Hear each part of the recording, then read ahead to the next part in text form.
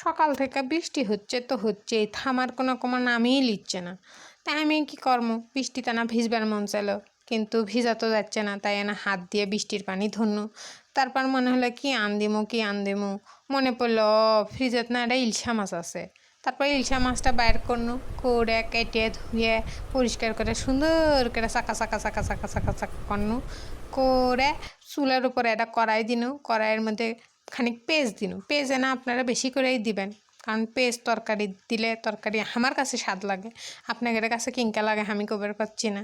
তারপরে একটা কাঠি লিয়ে মনে করেন নাড়াচাড়া করিচ্ছি। এটি আমি না একটু নুন দিছি। নুন দিলে কি হবে, আপনারা মনে করেন পেঁয়াজ তাড়াতাড়ি নরম হয়ে যাবে, আপনার বেশি সময় লাগবে না নুন দিলে। তো অল্প না নুন দিবেন আপনারা, দিয়ে মনে করেন লাড়াচাড়া দিয়ে লাল লাল করবেন না। অল্প না পেঁয়াজ নরম হলে ওর মধ্যে মনে করেন যে মিচ্ছিয়ানা জিরা দিবেন। ইলিশ মাছত অনেক আবার হামাক গাল পারবার পারে যে ইলিশ মাছের জিরা কে দেয়, আমি দিই। আমার কাছে ভালো লাগে আমি দিই। আপনাকে যদি ভালো লাগে আপনারা দিবেন, আর ভালো না লাগলে দিবেন না। তারপরে জিরা দিয়ে নাড়াচাড়া দিবেন। তারপরে মনে করেন যে এটা সময় নিয়ে নাড়াচাড়া করবেন। রান্দিবার আসলে অত পারাপারি কিসের, তাই না? আমরা সময় নিয়ে সময় নিয়ে দিলে পরে আন্দা স্বাদ হবি, এত স্বাদ হবি সব খায় আপনার হাতে মনে করেন যে চেটপেট চাবি যে বাপ রে বাপ কি স্বাদ হচ্ছে।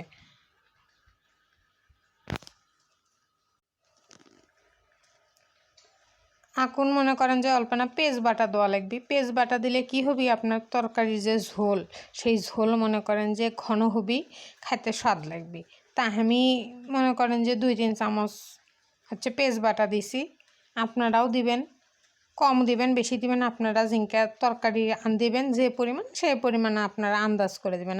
আর আপনারা ধরেন যে 10 জনের দিচ্ছেন, আমি 5 জনের দিচ্ছেন, আমার পরিমাণের সাথে তো আপনাদের পরিমাণ যাবেই না, তাই না? এখন এই জন্য আপনারা মনে করেন যে আপনাদের পরিমাণ মতো হলুদ, মরিচের গুঁড়া, মির্চি জিরার গুঁড়া মনে করেন আপনাদের হিসাব মতো দিবেন। আমরা বগুড়ার মানুষজন, আমরা ঝাল বেশি খাই, এই জন্য আমাদের তরকারিতে মনে করেন যে প্রত্যেক গুঁড়া এলা আমরা বেশিই দিই।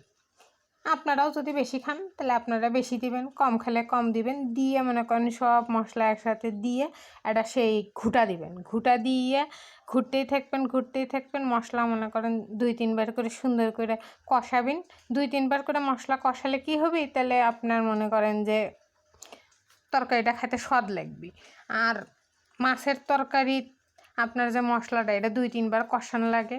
কষালে পরে মাছটা যেহেতু আমরা মাছ দিলে আর অত কষাবার পাবো না, এই জন্য মশলাটাই আমরা বেশি করে কষালিমো, ঠিক আছে? তারপরে মির্চানা আমি ফ্রিজের সর্ষে বাটা আসিল, তা আমি 2 চামচের মতন সর্ষে বাটা দিছি। সর্ষে বাটা দিলে কি হবে, ইলিশ মাছের একটা আলাদা ফ্লেভার আসবে, আপনার খেতে এত স্বাদ লাগবে।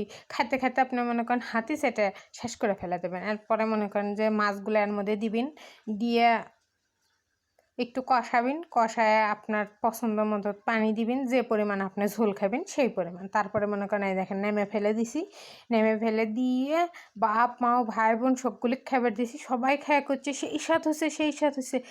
শুনে তো আমি সেই খুশি হয়ে গেছি। আপনারাও মনে করেন ইনকারে আপনাদের আত্মীয় স্বজন বাপ মা স্বামী সবাই ইনকারে রেঁধে খিলাবেন।